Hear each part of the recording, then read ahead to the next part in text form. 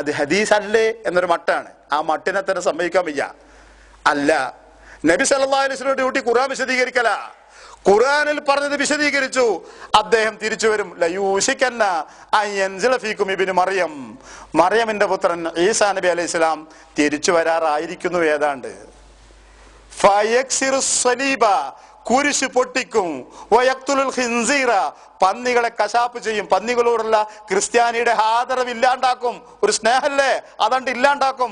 വയലഉൽ ജിസിയ, ജിസിയ എന്ന കപ്പം നികുതി ലോകത്ത് നടപ്പിലാക്കും. വയഫീദുൽ മാൽ, ധനമൊഴുകും. ഹത്താ ലാ യഖ്ബലു വഹദുൻ, ഒരാൾക്കും ആവശ്യമില്ലാത്ത വിധത്തിൽ പണം ലോകത്തൊന്നായി സുലഭമാവും.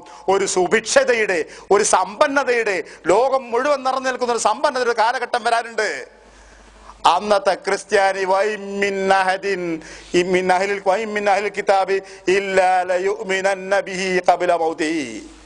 ഈസാ നബി അലൈഹിസ്സലാം മരിക്കുന്നതിന് മുമ്പ് ഓരോ ക്രിസ്ത്യാനിയും അദ്ദേഹത്തെ വിശ്വസിക്കുക തന്നെ വേണ്ടി വരും. ഓരോ ക്രിസ്ത്യാനിയും മരിക്കും മുമ്പ് വിശ്വസിച്ചാൽ പിന്നെ സ്വർഗത്തിക്കല്ലേ. ആ ക്രിസ്ത്യാനി മരിക്കും മുമ്പെന്നല്ല, ഓരോ വേദക്കാരനും വിശ്വസിക്കാൻ നിർബന്ധിതനാവും ഈസാ നബി അലൈഹി സ്വലാമിൽ. ഈസാ നബി അലൈഹി സ്വലാം മരിക്കും മുമ്പ് ഖുർആൻ പറയുന്നു, തെളിച്ചു പറയുന്നു, ഈസാ നബി അലൈഹി സ്വലാം മരിച്ചിട്ടില്ല, തിരിച്ചു വരും. അത് ലോകാവസാനത്തിന് ഒരു നിദർശനമായി, അടയാളമായി കണക്കാക്കണം. നബി സല്ലല്ലാഹു അലൈഹി വസല്ലം പറയുന്നു, തിരിച്ചു വരും. എവിടെ വരും? മനാറത്തിൽ ബൈളാ യൻസിലു ഇൻദൽ മനാറത്തിൽ ബൈളാ ശർഖിയ ദമസ്ക്, ഡമസ്കസിന്റെ ഭാഗത്തുള്ള കിഴക്ക് വശത്തുള്ള അൽ മനാറത്തുൽ ബൈളാ എന്ന് ഖുർആൻ ഹദീസ് വിശദീകരിച്ച ഒരു ഭാഗത്താണ് അദ്ദേഹം ഇറങ്ങി വരിക. അദ്ദേഹം ആദ്യം ഭൂമിയിലെത്തുന്ന ഡമസ്കസിലായിരിക്കും. അതൽ മനാറത്തുൽ ബൈളാ. ഇതിന്റെ അത്ഭുതം എന്താ അറിയ കൂട്ടരെ? നബി സല്ലല്ലാഹു അലൈഹി വസല്ലം സംസാരിക്കുന്ന കാലത്ത് ഡമസ്കസ് മുസ്ലിങ്ങളുടെ കയ്യിലല്ല. അവിടെ പള്ളിയുമില്ല, മിനാറുമില്ല, ഒരു ഞുക്കുമില്ല. അല്ല, മുസ്ലിം പള്ളികൾക്കൊന്നും മിനാർ ഉണ്ടാക്കിയിട്ടില്ല. സുബ്ഹാന റബ്ബി, ഇത് പിന്നെ ഇതിണ്ടാക്കിയ കിതാബൊന്നും അല്ലത്. നിങ്ങൾ ആലോചിച്ചു, ഹജ്ജിന് വരാൻ മീഖാത്ത് പറഞ്ഞു നബി സല്ലല്ലാഹു അലൈഹി വസല്ലം. ഇവിടുന്ന് വരണോ, ഇതിലെ വരണം, ഇവിടെ നിന്ന് വരണം. അതിന് എവിടെ നബി എവിടുന്നൊക്കെ ആള് വരാൻ? നബി സല്ലല്ലാഹു അലൈഹി വസല്ലം കാലത്ത് എവിടെ ഇത്ര അധികം മീഖാത്തിന്റെ ആവശ്യം എന്താ? ആകെ കൂടി മദീനത്ത് നിന്ന് കുറച്ച് ആൾക്കാരുണ്ട് വരാണ്ട്, യമനിൽ നിന്നും കുറച്ച് ആൾ കഴിഞ്ഞില്ലേ. ബാക്കി അറേബ്യന്റെ പുറത്തുനിന്ന് ആരാ വരാനുള്ളത് ഹജ്ജിന്? പക്ഷെ പോകുമ്പോൾ പറഞ്ഞു വെക്ക, ഇന്നടത്തുനിന്ന് വരുന്നവരുടെ മീഖാത്ത് ഇതാണ്, ഇന്നടത്തുനിന്ന് വരുന്നവർ ഇങ്ങനെ, കിഴക്കൻ ഭാഗത്തുനിന്ന് ഇങ്ങനെ. എന്താ അതിന്റെ അർത്ഥം? എടോ, ഇത് വളരും, ഇത് വളരും. ലോകത്തെ ഗ്രാമങ്ങളിലും മൂലകളിലും മുസൽമാനുണ്ടാവും. അവൻ ഹജ്ജിന് വേണ്ടി പുറപ്പെടും. അത് അടുത്ത നാളിൽ സംഭവിക്കും. സംഭവിച്ചില്ലേ അത്? അതുപോലെ ഒരു അത്ഭുത വാക്കല്ലേ പറഞ്ഞത്. ഡമസ്കസ് ക്രിസ്ത്യാനികളെ കയ്യിലാ. അവിടെ മിനാരത്ത് എവിടെ? മനാറത്തുൽ ബൈളാ എവിടെ? അവിടെയാണ് വന്നിറങ്ങുക.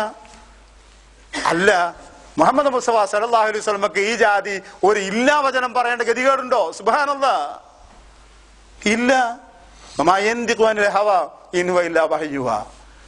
ഇനി അത് പറഞ്ഞുവോ എന്നാണ് സൂക്ഷ്മമായി പരിശോധിക്കപ്പെടേണ്ട ഹദീസിന്റെ കിതാബുകളുടെ നിദാനപ്രകാരം. അത് പരിശോധിച്ചിട്ട് ഒരു സഹാബിയല്ല, ഒരു തവണയല്ല, വിവിധ സഹാബികളിലൂടെ വിവിധ സന്ദർഭത്തിൽ നബി സല്ലല്ലാഹു അലൈഹി വസല്ലമ ഈ വിഷയം ആവർത്തിച്ച് പഠിപ്പിച്ചതായി ഹദീസുകൾ കാണുന്നു. ഒന്നല്ല, ഒരു സഹാബിയല്ല. ഒരു സഹാബിയിൽ നിന്ന് ഒരു ഹദീസ് റിപ്പോർട്ട് ചെയ്യപ്പെട്ടാൽ പോലും സ്വീകരിക്കാൻ ബാധ്യസ്ഥരാണ് നാം. ഒന്നിലധികം സഹാബികൾ പല തവണ പ്രവാചകൻ പറഞ്ഞതായി കേട്ടുകൊണ്ട് സംസാരിക്കുന്നു. ലോകാവസാനത്തിന്റെ അടയാളം പറയുന്നിടത്ത് കാണാം, എല്ലാ ഹദീസുകളിലും ഈസാ നബി അലൈഹി ഇസ്ലാമിന്റെ വരവിനെ കുറിച്ച് പറഞ്ഞു കാണാം. വരും, അത് സംഭവിക്കണം. ഈ ലോകത്ത് മുസൽമാന്റെ ഇസ്സത്ത് ഉയരും. അന്ന് ഈ കിതാബിന് ഇന്നത്തെക്കാളും 10,000 മടങ്ങ് വില ഉണ്ടാവും. ലോകത്ത് അതിനെക്കുറിച്ച് സംസാരിക്കുന്ന ഒരൊറ്റ കിതാബേ ഉണ്ടാവുള്ളൂ, വിശുദ്ധ ഖുർആൻ മാത്രം. അപ്പൊ അദ്ദേഹം തിരിച്ചു വരികയും ചെയ്യും. ഉറപ്പാണത്. അതിങ്ങനെ അങ്ങനല്ലേ എങ്ങനെയല്ലേ പറയുന്നില്ല, ഉറപ്പാണ്. സംഭവിക്കുന്ന ഖുർആനും ഹദീസുകൾ കൊണ്ട് സ്ഥിരപ്പെട്ട കാര്യമാണ്. ഇനി മറ്റേ പന്നിയെ കൊല്ലും, കുരിശ് പൊട്ടിക്കുന്നൊക്കെ പറഞ്ഞാൽ അതിന്റെ അർത്ഥം ഈസാ നബിക്ക് വേറെ പണിയൊന്നില്ലേ എന്ന് പറഞ്ഞ് ചിത്രീകരിക്കേണ്ടതില്ല. അതിനോടൊക്കെ ഓൽക്കൊരു സ്നേഹം കണ്ടില്ലെങ്കിൽ അതാണ്ട് ഇല്ലാതാക്കുന്ന ആ പറഞ്ഞതിന്റെ അർത്ഥം. ഇനി അവസാനിപ്പിക്കും മുമ്പ് 1-2 കാര്യങ്ങൾ കൂടി ഇതുമായി ബന്ധപ്പെട്ടത് തന്നെ. ബൈബിൾ എന്ന് പറയുന്നൊരു വേദഗ്രന്ഥം പഠിച്ചവൻ അവതരിപ്പിച്ചില്ല. അതെവിടെയും പഠിച്ചണോ?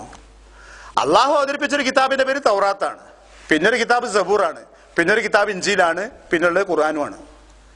പിന്നെ ഇവിടുത്തെ ബൈബിൾ ഉണ്ടായി. ബൈബിളിൽ പഴയ നിയമം എന്ന് പറഞ്ഞുകൊണ്ടൊരു ഭാഗം കാണാം. അത് ഇവർ പറഞ്ഞത് തോറയുടെ ഭാഗമാണെന്നാ. സങ്കീർത്തനങ്ങൾ പറഞ്ഞ ഒരു നടുക്ക് കുറച്ച് പേജുകളുണ്ട്, കവിതകളാണ്, രസകരമായ കവിതകൾ. അതേതാണ്? ദാവൂദ് നബി അലൈഹി സ്വലാമിന്റെ സബൂർ ആണെന്നാണ് അവർ പറയാറ്. അവസാന ഭാഗത്ത് അവർ കുറെ ഇഞ്ചീലുകൾ എഴുതി ചേർത്തിരിക്കുന്നു. ഇഞ്ചീൽ അത്, ഇഞ്ചീൽ ഇത് എന്ന് പറഞ്ഞുകൊണ്ട് അവർ പറയുന്നത് ഇത് ഈസാ നബി അലൈഹി സ്വലാമിന് കിട്ടിയ ഇഞ്ചീലാണെന്ന്. അള്ള പറയുന്ന ഒരു ഇഞ്ചീല് ഞാൻ ഇറക്കിയിട്ടുള്ളൂ.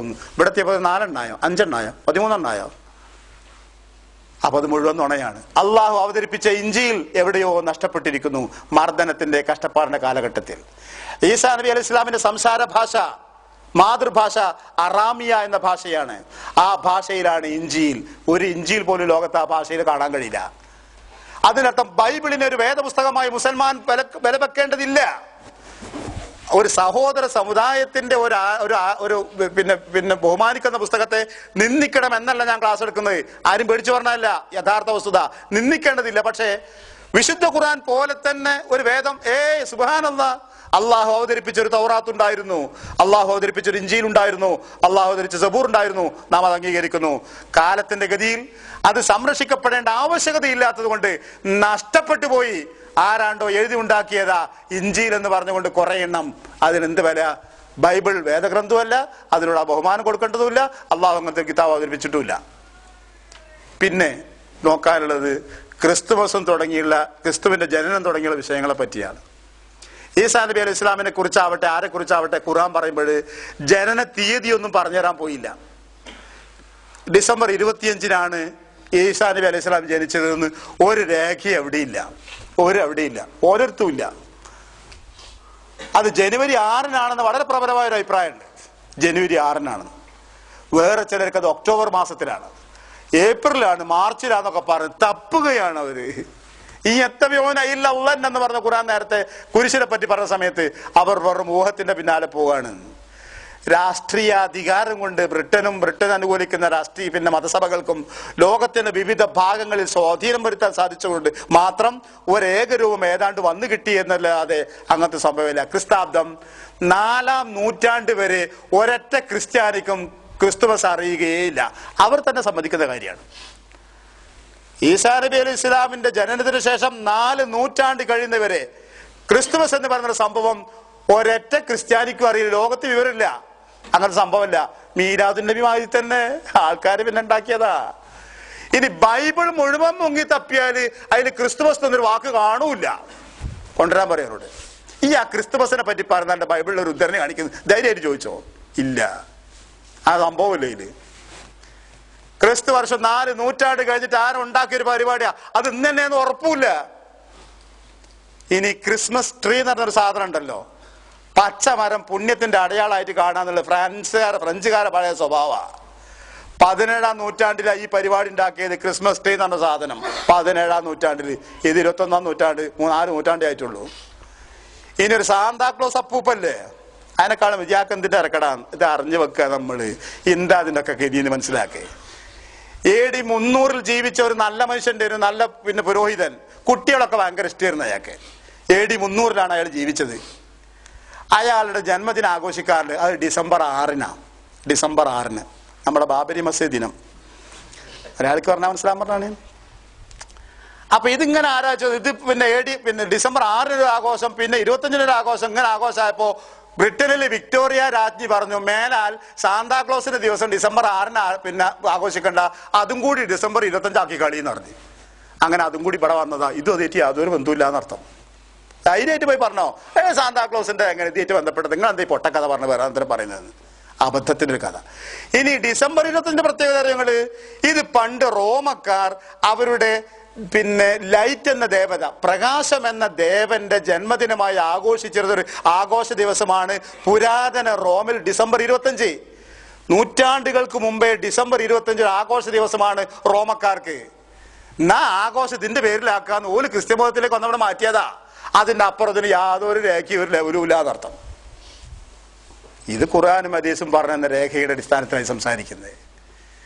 ഇനി അദ്ദേഹത്തിന്റെ ഫേസ് കട്ടതാ കണ്ടിട്ടൊരു പ്രവാചകന്റെ യാതൊരു ലക്ഷണവും കാണില്ല. ഒരു പാവം, അല്ലത് അങ്ങോട്ട് കൊടുക്കാനേ തോന്നുള്ളൂ. ഈസാ നബിയെ പരിഹസിക്കുകയല്ല ഞാൻ. അള്ളാഹു അയച്ചൊരു പ്രവാചകന്റെ മുഖത്ത് നിശ്ചയദാർഢ്യം ഉണ്ടാവണം. തന്റെ ദൗത്യം നേടിയെടുക്കുന്ന താൻ ഏറ്റെടുത്ത ദൗത്യത്തെ പറ്റി ബോധമുള്ളവനാ പ്രവാചകന്മാർ.